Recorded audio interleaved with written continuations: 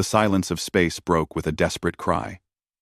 Lieutenant Su-min sat at her station aboard the UHSF Indomitable, monitoring the usual background noise of the cosmos. Then her screen lit up with something different, something urgent. "Captain Hyun-woo, I'm picking up a transmission," she said, her fingers dancing across the console. "It's not in any language I recognize." Captain Hyun-woo walked over to her station. He was a tall man with tired eyes that had seen too many years of patrol duty in the Outer Rim. The speakers crackled to life. Strange sounds filled the bridge. They were clearly words, but not human words. There was something in the tone, though. Something that needed no translation. Fear, desperation, a plea for help. "Can you decode it?" Hyun-woo asked. Su-min was already working on it. Her computer ran the sounds through every translation matrix in the database. Minutes passed. Then, an hour. Finally, words began to appear on her screen. "Got it," she said quietly. "Captain, you need to read this." Hyun-woo leaned over her shoulder and read the translated message. His jaw tightened. The message was simple and terrible. A species called the Velnar were under attack. An empire called the Kresh Dominion was coming to destroy them. They had 6 days before their worlds would burn. They were sending this message to anyone who might hear, anyone who might care. They did not expect an answer. They just wanted someone to know they had existed. "Send this to Admiral Ji-woo immediately," Hyun-woo said. "Mark it urgent. Aboard the flagship Sovereign Dawn." Fleet Admiral Ji-woo read the message 3 times. She was a woman who had commanded fleets for 15 years. She had fought pirates and settled disputes. But this was different. This was a species she had never heard of, begging for help against an enemy she knew nothing about. Her tactical officer brought up what little information they had. The Velnar Federation controlled 47 worlds in a distant sector. Population estimates put them at around 3 billion individuals. They were not warriors. They were farmers, artists, scientists, peaceful people. The Kresh Dominion was another matter. Intelligence reports were thin, but what existed was disturbing. The Kresh had conquered dozens of systems. They took worlds by force and enslaved the populations. No one had ever successfully fought them off. "How far are we from their position?" Ji-woo asked. 4 days at maximum jump speed," her navigator replied. "But Admiral, we have no authorization for this. These people are not part of any treaty with humanity. We don't even have formal contact with them." Ji-woo stared at the star map. 47 worlds. 3 billion lives. 6 days. "How many ships do we have in the 5th Fleet?" she asked. 200, Admiral. Mix of destroyers, cruisers, and support vessels. We're at full strength. After the resupply, at Station Karis. Oaf. She thought about the regulations. About proper channels. About waiting for approval from Earth. That would take weeks. These people had days. "Prepare the fleet for immediate jump," Ji-woo said. "All ships, battle-ready status." Her second-in-command, Commander Tae-yang, stepped forward. "Admiral, with respect, this could be considered an act of war against the Kresh. We don't know their strength. We don't know their capabilities." "I know," Ji-woo said. She looked at him directly. "But I also know what happens when good people do nothing. We have the power to help. That makes it our responsibility." Tae-yang was quiet for a moment. Then, he nodded. "I'll have the fleet ready in 2 hours. Across the fleet." 200 ships came alive with activity. Engineers checked engines and weapon systems. Marines loaded ammunition and prepared armor. Pilots ran through fighter launch procedures. No one asked why they were suddenly going to battle stations. They trusted their admiral. In the mess hall of the destroyer Indomitable, young soldiers talked quietly among themselves. They had heard rumors. Something about aliens in trouble. Some thought it was just another drill. Others weren't so sure. "Do you think it's real?" asked a private named Jae-hoon. He was fresh out of the academy, barely 20 years old. An older sergeant named Young-Soo shrugged. Does it matter? We go where we're ordered. We fight who we're told to fight. But these aren't our people, Jae-hoon said. We don't even know them. Young-Soo looked at the young man. Kid, you joined the service to protect people, right? Doesn't matter what species they are. If they need help, and we can give it, that's what we do. On the bridge of the Sovereign Dawn, Admiral Ji-woo recorded a message. It would be sent on the same frequency the Velnar had used. She didn't know if they would receive it in time. She didn't know if they would understand. But she had to try. This is Fleet Admiral Ji-woo of the United Human Space Forces, she said into the recorder. We received your distress call. We are coming. Hold on. Help is on the way. She sent the message and gave the order.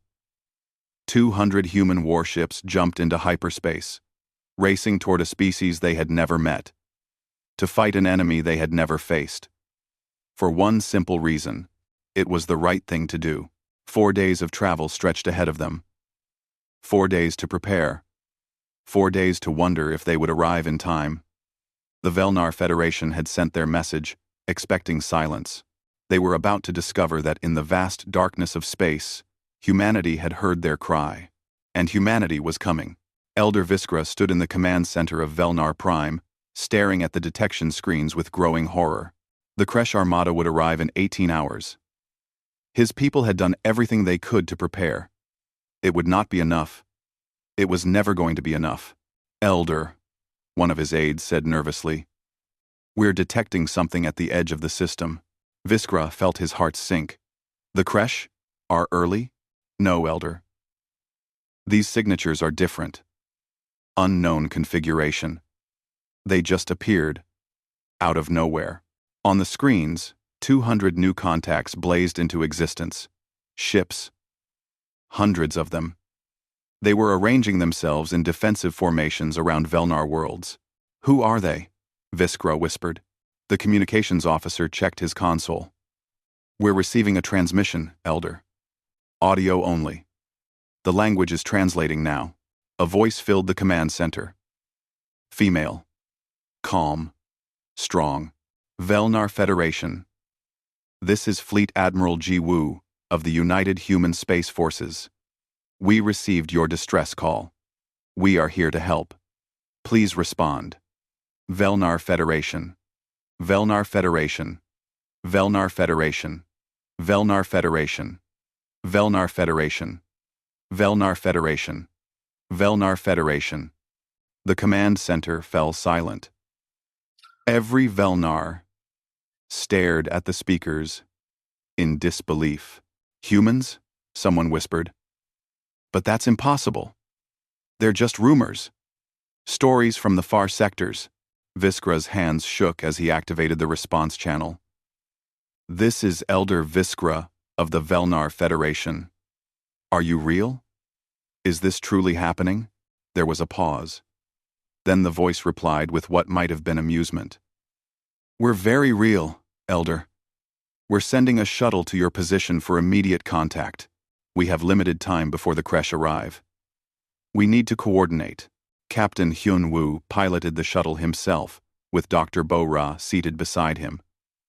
She was a specialist in alien languages and cultures, though she had never actually met an alien before. None of them had. This would be humanity's first real contact with another intelligent species. Nervous? Hyun-woo asked, as they descended through Velnar Prime's atmosphere. Terrified, Bo-ra admitted. You? Same. They landed at the central government complex. A group of Velnar waited for them. Hyun-woo studied them through the shuttle window. They were tall and thin, with 4 arms and skin that shifted colors slightly. Their eyes were large and dark. They looked afraid. The shuttle door opened. Hyun-woo stepped out first. Unarmed. Hands visible. Bo-ra followed. Elder Viskra approached slowly. For a long moment, both species just stared at each other. Then Viskra did something that translated across all cultures. He bowed his head in respect and gratitude. You came, he said simply. You called for help, Hyunwoo replied. We answered. They moved to a conference room. Maps and tactical displays covered the walls. Commander Ralmoth, the Velnar military leader, explained their situation. 2 colony worlds, already destroyed, 47 worlds remaining. The Kresh would arrive in 17 hours now. Our defensive fleet has 34 corvettes, Ralmoth said. He sounded defeated. Old ships. Weak weapons. The Kresh have hundreds of dreadnoughts. We cannot stop them. You're not alone anymore, Hyunwoo said. He activated his portable display and showed them the human fleet disposition. We have 200 ships positioned around your key worlds. When the Kresh arrive, they'll find us waiting. Ralmoth studied the human ships skeptically. No offense, Captain, but your vessels appear smaller than Kresh dreadnoughts. How do you expect to fight them? Hyunwoo smiled. It was not a friendly smile. Size isn't everything, Commander. We don't fight the way you might expect. We don't line up and trade shots until one side breaks. We hunt. We strike weak points. We move fast and hit hard. You sound confident, Ralmoth said. I am. Back in orbit, Engineer Day 1 was coordinating with the Velnar orbital platforms. The structures were old and outdated, but they could still be useful. He showed the Velnar technicians how to link their sensors with human targeting systems. This will let our ships see threats sooner, Day 1 explained to a confused Velnar engineer. When we fire, we want to make every shot count. Your weapons, the Velnar asked. What kind of energy matrices do they use? We don't use energy weapons as primaries, Day 1 said. We use kinetic railguns. Metal projectiles accelerated to a significant fraction of light speed. The Velnar engineer blinked in confusion. But that's primitive, ancient technology, Day 1 grinned. Sometimes the old ways work best.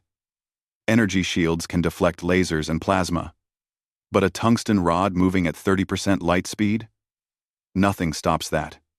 On the Sovereign Dawn, Admiral Ji-woo briefed her ship captains via holoconference.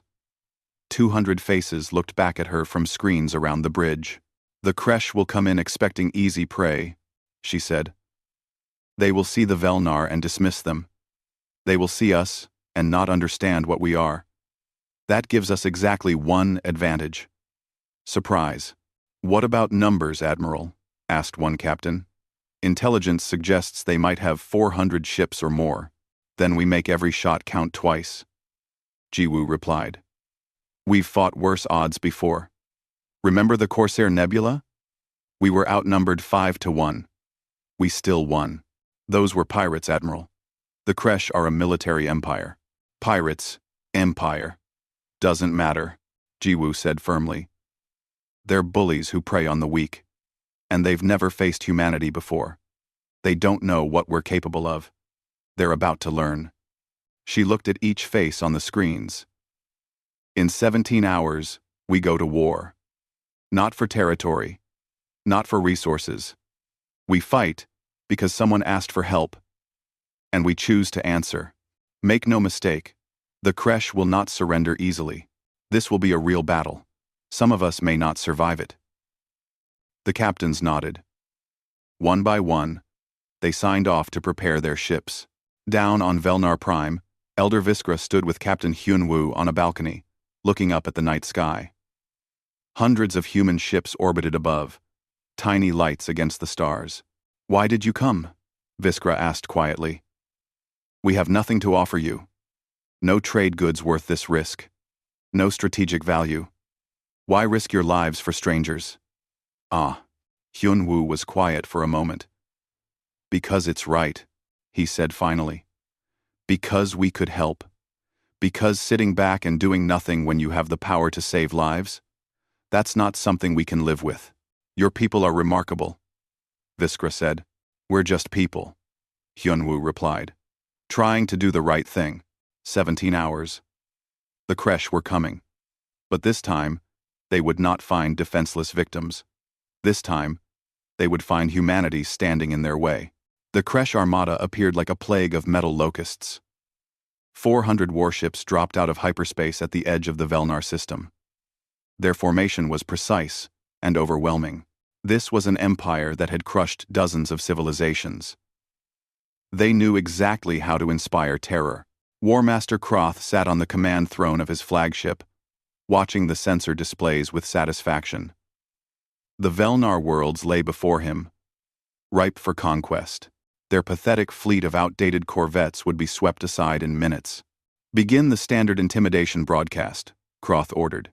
"Inform them of their two choices: surrender and become slaves, or resist and be destroyed." The communications officer hesitated. "War Master, we're detecting additional ships in the system. Unknown configuration. They're positioned around the Velnar worlds." Kroth's interest peaked slightly. "Velnar allies? Identify them." "Unable to identify, War Master. They don't match any known species in our database." "How many?" 200 ships, various sizes, smaller than our dreadnoughts on average." Kroth dismissed this with a wave. "Mercenaries, perhaps. Or another weak species trying to play hero. It changes nothing. Broadcast the surrender demand." The message went out across all frequencies. The Velnar had 1 hour to surrender or face annihilation. Kroth waited for the inevitable reply. The begging. The negotiations for mercy. Instead, a different voice responded. "Human. Female. Cold as ice. This is Fleet Admiral Ji Woo of the United Human Space Forces. You have entered protected space.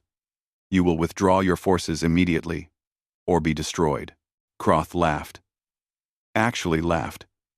Protected space? By whom? 200 small ships? Tell this admiral that they have one chance to leave with their lives. We claim this system for the Kresh Dominion. Final warning, Ji Woo's voice replied. Withdraw now. Fire on the nearest enemy ship, Kroth ordered. Teach them the price of defiance. A Kresh dreadnought turned its massive plasma cannons toward the human destroyer Indomitable. Captain Hyun Woo watched the weapon charging on his screens. "All crew, brace for impact," he said calmly. Then, just before the Kresh fired, helm, evasive pattern, Delta 7, the Indomitable moved. Not the slow turn of a capital ship, but a sudden, sharp burst of acceleration that threw it sideways. The plasma blast missed by 300 meters. "Railguns, target their weapon ports," Hyunwoo ordered. "Fire." 3 tungsten projectiles launched at incredible speed. They crossed the distance in seconds. The Kresh shields flickered and failed. The rounds punched through the hull, destroying 2 of the dreadnought's main guns. Across the system, Admiral Ji Woo gave one word: execute. The human fleet split into 7 groups, each moving with coordinated precision. They didn't advance in a line like the Kresh expected. They darted in from multiple angles, fast and unpredictable. Lieutenant Jae-hoon led Gold Squadron. 20 fighters launched from the carrier Defiant. His target was a Kresh battleship. Massive and armored. "Gold Squadron, concentrate on the engine section," he transmitted. "Torpedoes, not guns. We need to cripple them." The fighters screamed in, dodging plasma fire. Jae-hoon's hands moved on the controls with practiced ease. Lock tone. Fire. His torpedo streaked toward the battleship's engines. 19 more followed. 20 explosions blossomed across the Kresh ship's stern. The massive vessel lurched, engines dying. "Splash 1 battleship," Jae-hoon reported. "Moving to next target." On the Sovereign Dawn, Tactical Officer Hai-1 coordinated the main fleet's fire. Her screens showed the entire battle space. Every ship, every movement. She saw patterns the Kresh didn't know they were making. "Group 3. The enemy formation has a gap opening on their left flank," she transmitted. "Exploit it now." 6 human cruisers surged through the gap, firing their railguns in synchronized volleys. The Kresh ships, designed to fight enemies in front of them, couldn't turn fast enough. 3 more Kresh vessels went dark. War Master Croth stared at his tactical display in growing disbelief. In 20 minutes of fighting, he had lost 40 ships. 40. The humans were everywhere. And nowhere. They refused to fight in formation. They struck from unexpected angles, and their weapons cut through Kresh shields like they weren't even there. All ships, concentrate fire on grid section 7, he ordered. We'll overwhelm one group at a time. 200 Kresh ships turned their weapons toward Captain Hyunwoo's destroyer group, the space around them filled with plasma and missile fire. This is going to be close, Hyunwoo muttered. All ships. Emergency evasive. Make them work for every shot. The human destroyers scattered like startled fish, their engines pushing to maximum. Most of the Kresh fire missed, but not all of it. The destroyer Righteous took 3 direct hits. Its shields failed, hull breaches on multiple decks. Righteous is venting atmosphere, Sumin reported. They're requesting emergency support. Tell them to fall back, Hyunwoo ordered. We'll cover them. While the Kresh focused on Hyunwoo's group, Admiral Ji-woo brought the hammer down. The main battle group, holding back until now, opened fire with everything they had. The Sovereign Dawn's heavy railguns fired rounds the size of buses. They hit a Kresh command ship dead center. The entire vessel broke in half. All battle carriers, launch remaining fighters, Ji-woo commanded. I want every Kresh ship tagged and tracked. Priority targets are anything that looks like a command vessel. 300 more fighters launched. The sky filled with human craft, coordinating with an efficiency the Kresh couldn't match. Engineer Daewon, watching from a repair ship, saw the bigger picture. They're fighting, like they always do, he said to his crew. Like they're the biggest thing in the room. They don't adapt. Should we tell them that's their problem? Someone joked. Why spoil the surprise? An hour into the battle, War Master Croth accepted the truth. He was losing. Badly. 120 of his ships were destroyed or disabled. The humans had lost only 12. 12. Signal the fleet, he said, his pride ashes in his mouth. Full retreat. Now. The Kresh ships turned and began jumping to hyperspace. But Admiral Ji-woo wasn't finished. Pursuit course, she ordered. I want every Kresh ship that attacked Velnar colonies targeted. They don't get to murder civilians and just leave. The human fleet gave chase. 60 more Kresh ships died trying to escape. Finally, the survivors jumped away, leaving behind 340 destroyed vessels. The battle was over. On Velnar Prime, Elder Viskra watched the orbital displays in stunned silence.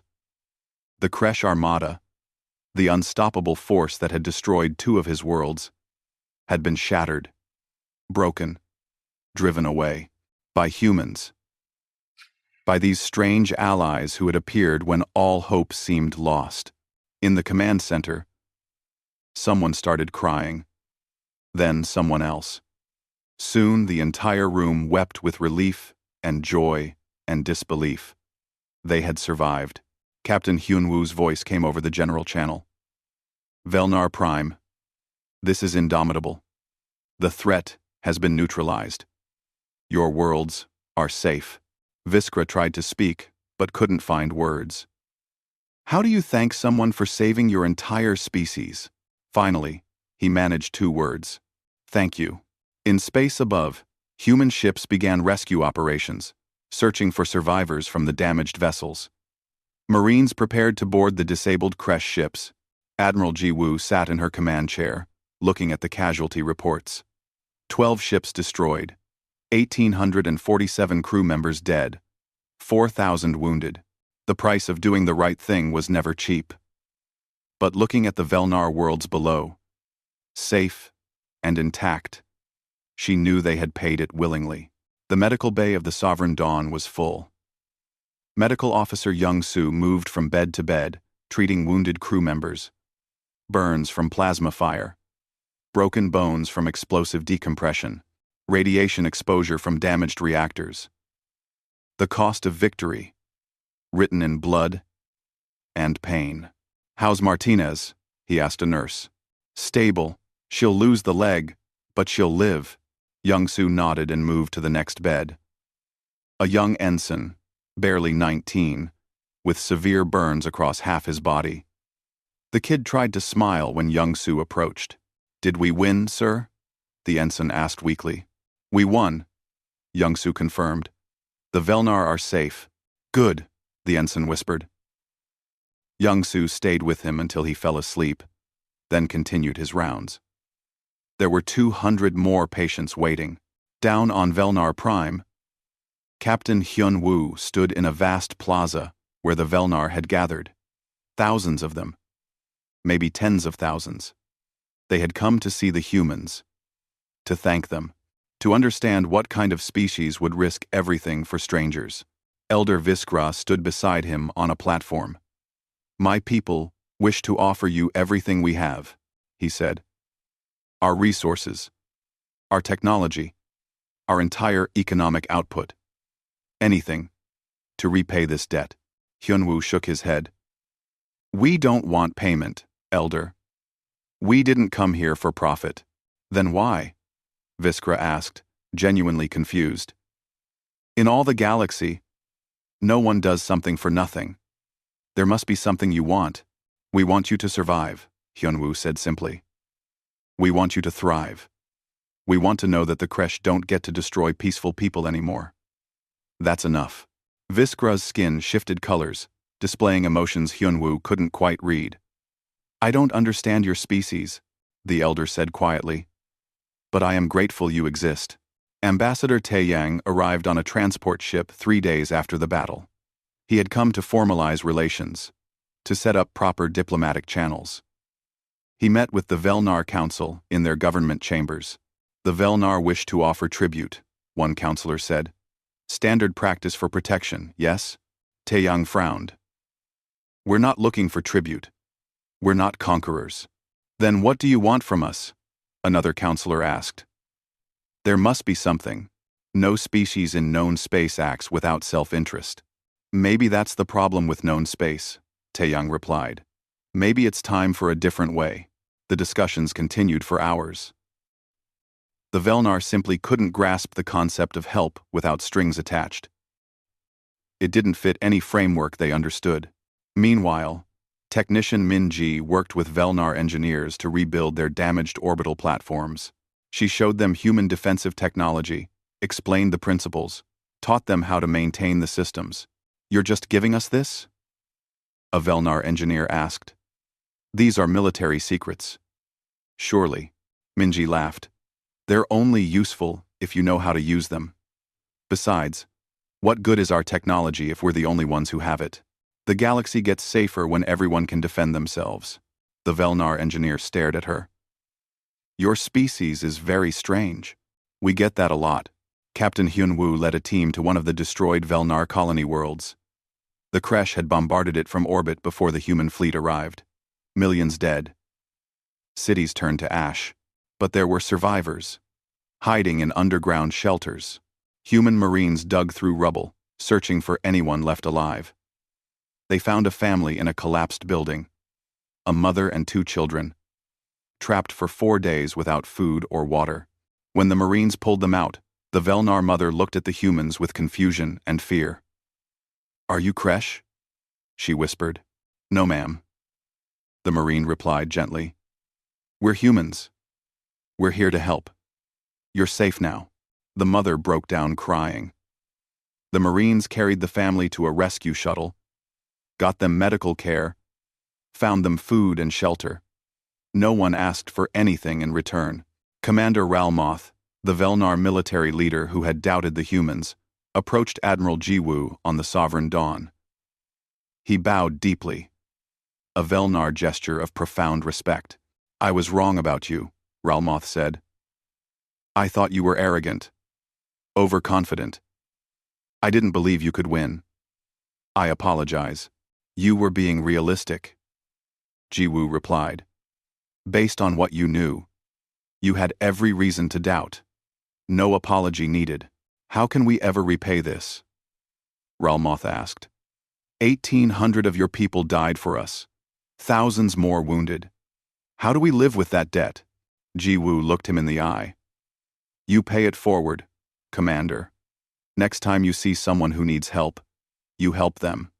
You become the species that answers distress calls. You make sure no one else faces the crash alone. Is that all you want? That's everything. 3 weeks after the battle, a joint memorial service was held on Velnar Prime. Human and Velnar together, honoring those who had fallen. Elder Viskra spoke first, naming every human who had died in Velnar space. It took an hour to read all the names. Then Admiral Jiwoo spoke. We didn't come here knowing these people, she said, gesturing to the Velnar crowd. We came because they needed help, because we could provide it. The crew members we lost understood that. They believed in protecting those who cannot protect themselves. Their sacrifice gave an entire species a future. We will never forget them. Number. The Velnar had created a monument. A massive structure, in the center of their capital city, listing the names of every human who died, defending their worlds. It would stand for generations. After the ceremony, Ambassador Taeyang met privately with the Velnar Council. We propose the creation of the Mutual Defense Coalition, he said. An alliance of peaceful species, open to any civilization that pledges to defend others against aggression. Humanity would lead this coalition? A counselor asked. No, Taeyang replied. We'd all lead it together. Equal partnership. The goal is mutual protection, not domination. And if other species join? Elder Viskra asked. Then we all become stronger together. The Kresh prey on isolated, weak species. They can't fight a united front. The Velnar Council discussed this for 2 days. Finally, they agreed. The Mutual Defense Coalition was born. 2 species to start. But it was a beginning. Medical Officer Young-Soo visited the wounded on Velnar Prime. The Velnar had hospitals, but they lacked experience with human biology. Young-Soo worked with their doctors, teaching them, learning from them. Your people confuse us, a Velnar doctor admitted. You sacrifice so much for others. Why? Young-Soo thought about this while treating a patient. Because someone has to, he said finally. Because if those with power only use it for themselves, what kind of galaxy do we live in? We choose to be different. Do all humans think this way? Most of us try to. We don't always succeed, but we try. As the human fleet prepared to leave, thousands of Velnar gathered at the spaceports to say goodbye. They brought gifts, which the humans politely declined. They offered services, which the humans refused. Finally, they simply offered gratitude. Captain Hyunwoo stood with Elder Viskra one last time. Will you come back? The elder asked. If you need us, Hyunwoo promised. Send the call. We'll answer. And if we find others who need help? What should we do? Hyunwoo smiled. You already know the answer to that. The human fleet departed Velnar space, leaving behind a species forever changed. The Velnar had learned that kindness existed in the galaxy, that help could come without price, that doing the right thing was possible, and they had learned it from humanity. 6 months had passed since the Battle of Velnar Prime. News traveled slowly across the galaxy, but it traveled. Stories spread, tales of a species called humans who had appeared from nowhere to save the Velnar, who had shattered the mighty Kresh Armada, who had asked for nothing in return. At first, most species dismissed these stories as myths. No one did such things. The galaxy didn't work that way. But the Velnar kept talking, kept sharing their experience, and slowly, others began to listen. Ambassador Taeyang sat in the new coalition headquarters on Velnar Prime, reviewing the latest requests. 14 species had formally asked to join the Mutual Defense Coalition. 14. Each one had their own story. Their own reasons for seeking protection. The Torven had been slave labor for the Kresh for 3 generations. When news of the Kresh defeat reached them, they had rebelled. They needed support to maintain their freedom. The Pelkari were a peaceful trading species, constantly harassed by pirates. They wanted security to conduct their business. The Siracs had technological marvels but no military tradition. They needed allies who could defend them. All of them came to the coalition. All of them came because of what humanity had done for the Velnar. Captain Hyun Woo stood on the bridge of the Indomitable, but his crew was different now. Half his bridge officers were still human, but Lieutenant Su Min worked alongside a Velnar communications specialist named Tir Van.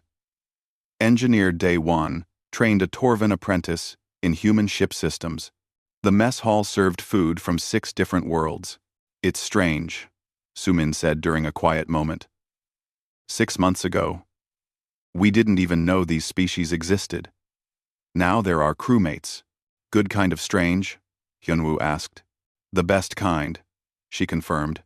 Admiral Ji Woo now commanded not just the 5th Fleet, but coalition defense forces from 200 systems. Human ships formed the core, but they were joined by Velnar corvettes, Torven frigates, and vessels from a dozen other species. She reviewed tactical reports in her ready room when the alert came. Kresh ships detected entering the Torven system. A revenge raid. 40 vessels, seeking to punish the Torven for their rebellion. "How long until we can get there?" Ji Woo asked.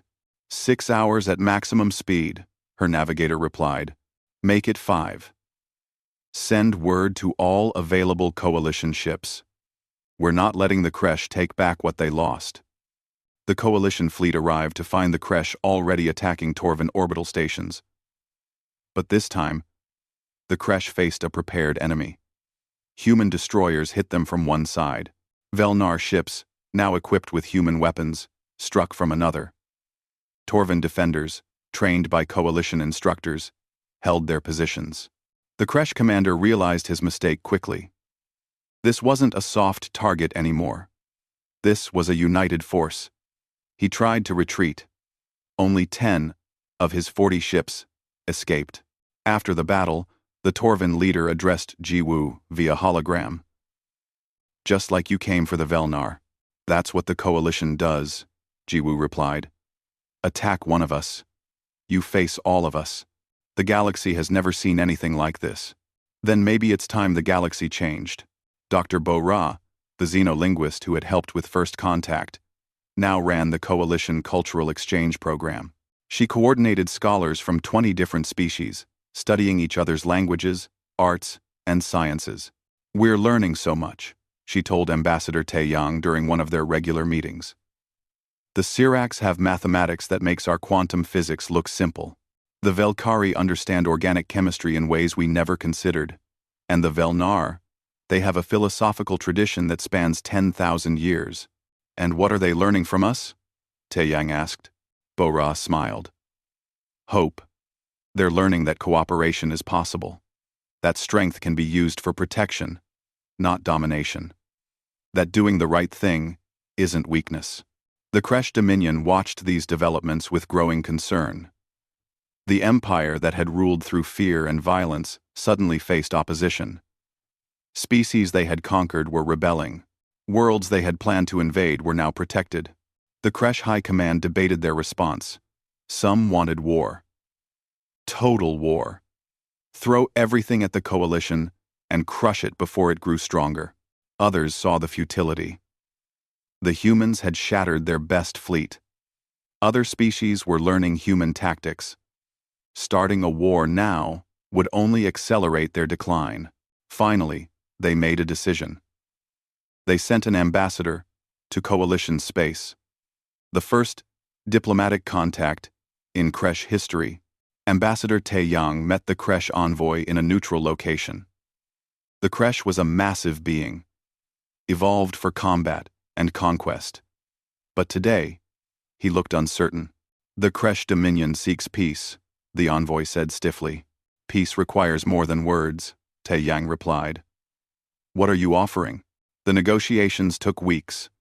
The coalition's demands were simple but firm. All slave species must be freed. Conquered worlds must be granted independence. Kresh military forces must withdraw from disputed territories, and the Dominion would submit to monitoring to ensure compliance. The Kresh envoy returned to his leaders with these demands.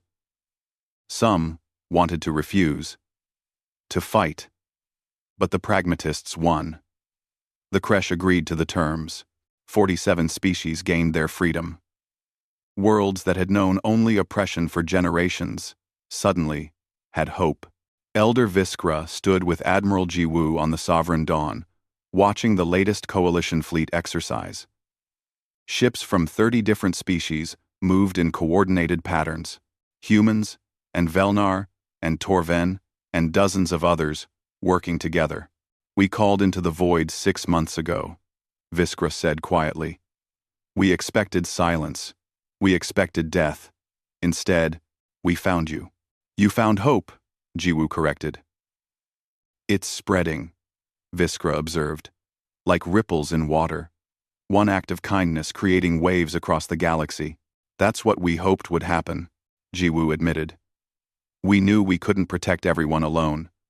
But if we could show others that a different way was possible, if we could inspire them to stand together." "You've done more than inspire," Viskra said. "You've changed the fundamental nature of galactic politics. The strong protecting the weak, instead of exploiting them. That's revolutionary." Captain Hyun Woo led a training mission with mixed crews. Human, Velnar, and Pelkari officers, learning to work together.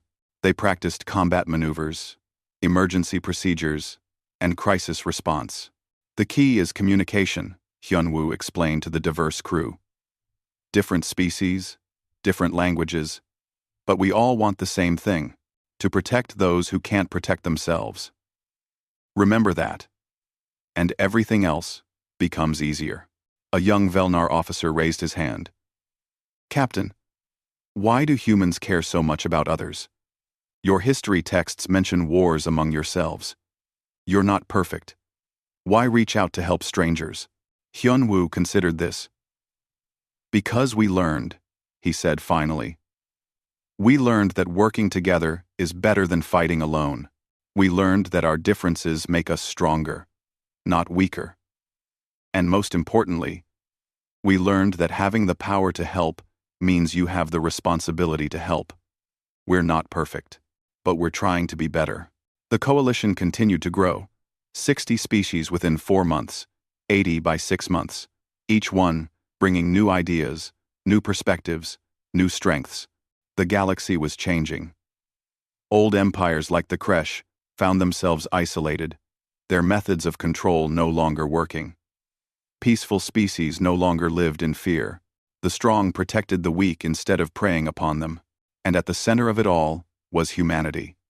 Not ruling, not controlling, just showing by example that another way was possible. Admiral Ji-woo sat in her ready room when the alert came.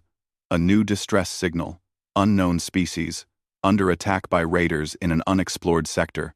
She smiled. The same smile she had worn 6 months ago, when the Velnar had called for help. "Helm," she said, activating the ship-wide channel. "Set course for the signal source. Maximum speed." "Admiral," her executive officer said. "We don't know these people. We have no obligation to help." "We didn't know the Velnar either," Jiwoo replied. "That didn't matter then. It doesn't matter now. Someone needs help. We can provide it. That's all the reason we need." The Sovereign Dawn, accompanied by ships from a dozen coalition species, jumped to hyperspace, racing toward another species in need. Another chance to show the galaxy that kindness existed, that help was possible. The Velnar had called into the void and found humanity. The ripples continued to spread, and the galaxy would never be the same.